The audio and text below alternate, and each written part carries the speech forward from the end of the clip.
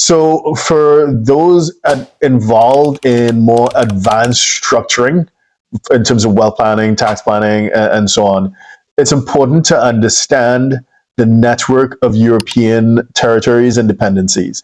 So this is the first in a series of videos where we'll take a deeper dive into European dependencies and territories around the world. Next question is we take a deeper dive into European overseas territories and dependencies.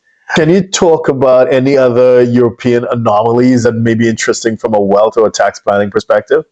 Yeah, this has taken me months of research. There's 40 territories and dependencies.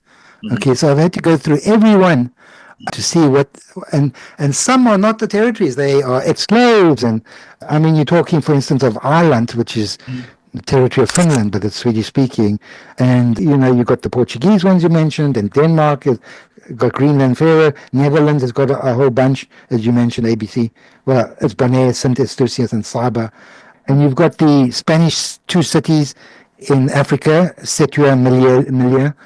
And there's a lot of exclaves, okay, like Busingen, which is an exclave of Germany in Switzerland.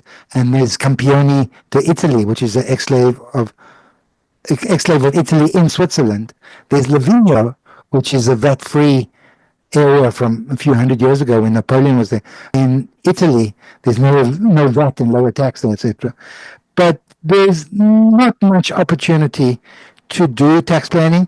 The only one that might be interesting are those two city-states in Morocco that belong to Spain, Setua and Melilla. What's interesting is that the tax rate there is 50% less than Spain.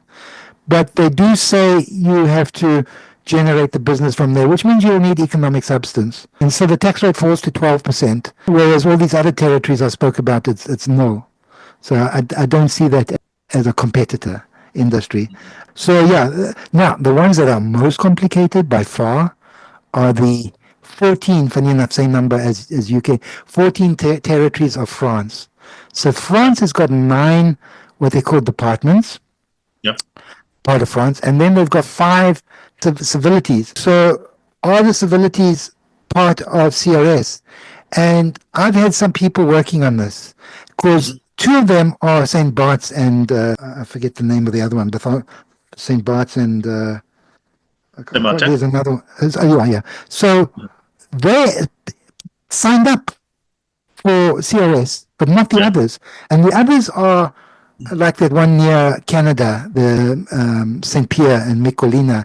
And then there's 2 I saw on your map in the South Pacific, Fortuna and Wallis and the Polynesia. And no one can you find whether they're part of CRS or not. But somebody this morning sent me part of the French signing of the MCAA, and they made 3 of the 5 implement CRS. Nowhere else is there that document. So this is from 2014.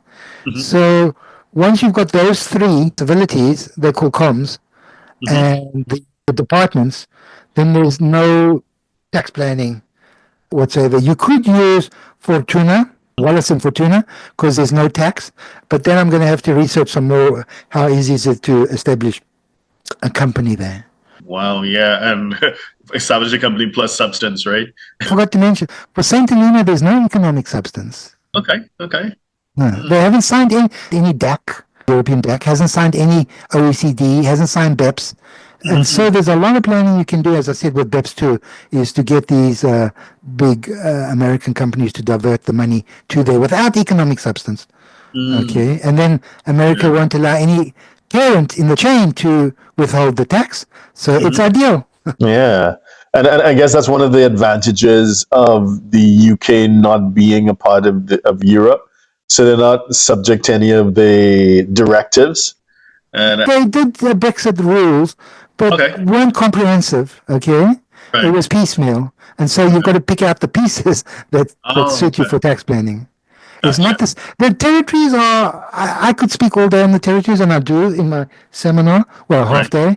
But there are differences in the territories. Some, the citizens there have a British overseas territory passport. Some have a British passport. Some you can apply, some you can't, etc. So there's a lot more to the 14 or the 11 inhabited territories. I even tried to set something up in Pitcairn in 2011 regarding their partnerships. But I found simpler solution than Pitcairn. That must be quite a challenge to get to. You can't get there. I mean, yeah, it's a month journey. And if you take the boat and it's too rough, the boat must go back to where it came from. Okay.